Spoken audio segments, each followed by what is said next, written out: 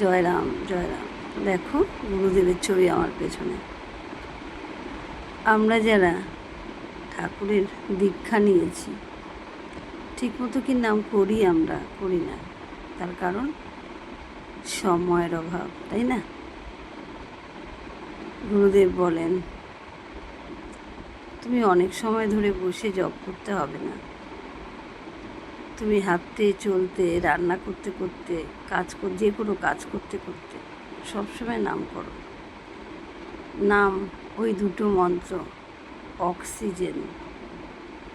ওই অক্সিজেন আমাদের শরীরে প্রবেশ করছে, নিঃশ্বাসে প্রবেশ করছে, প্রশ্বাসেও নামই থাকছে। নিঃশ্বাস প্রশ্বাসে যদি নাম থাকে, যে দুশ্চিন্তার যে চারাগাছটা মনের মধ্যে তৈরি হয় মাঝে মাঝে, সেটাকে বাড়তে দেয় না। তুমি যদি নাম না করো, দুশ্চিন্তাকেই প্রশ্রয় দাও, সে বাড়তেই থাকবে বাড়তেই থাকবে। ফলে তোমার মস্তিষ্ক, হার্ট, হৃৎপিণ্ড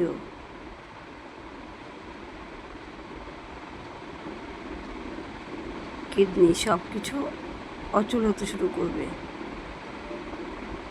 তোমার মানসিক কন্ডিশন হয়তো এমন জায়গায় দাঁড়াবে, মানসিক রোগীতে পরিণত হতে পারো। তাই নাম করো। নাম যদি তুমি কন্টিনিউ করতে থাকো, নিঃশ্বাসে প্রশ্বাসে নাম রাখো, তাহলে তোমার মনের মধ্যে যে দুশ্চিন্তাটা হয় সেইটা চলে যাবে।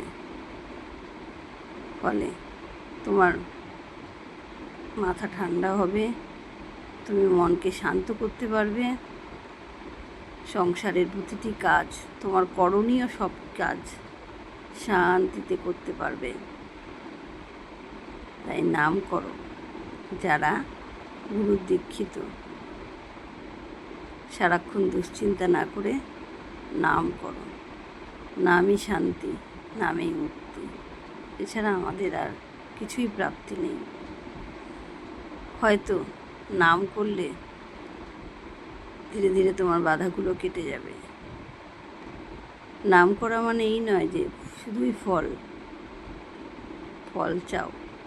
শুধু ফল চাইলে হবে না, তোমার পূর্বজন্মের কৃতকর্ম অনুযায়ী তুমি ফল পাবে। তবে নামটা যদি তুমি কন্টিনিউ জপ করতে থাকো, তোমার মনের অশান্তি দূর হবে, তুমি শান্তিতে জীবন কাটাতে পারবে। এটাই গুরুদেব বলেন। জয় রাম।